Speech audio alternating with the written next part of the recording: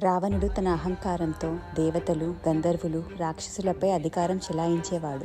ఒకరోజు రావణుడు తన శక్తితో దేవతలను ఇబ్బంది పెడుతూ తన దారిలో నలకుబేరుని భార్య రంభ అందాన్ని చూసి ఆకర్షితుడయ్యి రంభను వేధించడానికి ప్రయత్నిస్తాడు.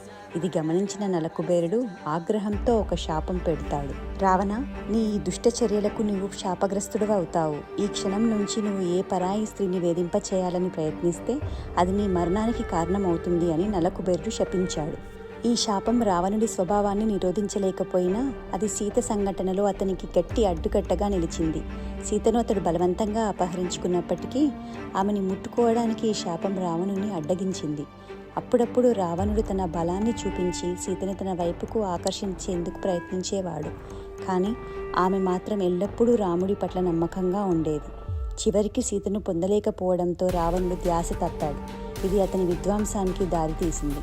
అలా నలకుబేరుని శాపం కారణంగా రావణాసుడు ధర్మం తప్పిన వ్యక్తిగా మరణానికి గురయ్యాడు.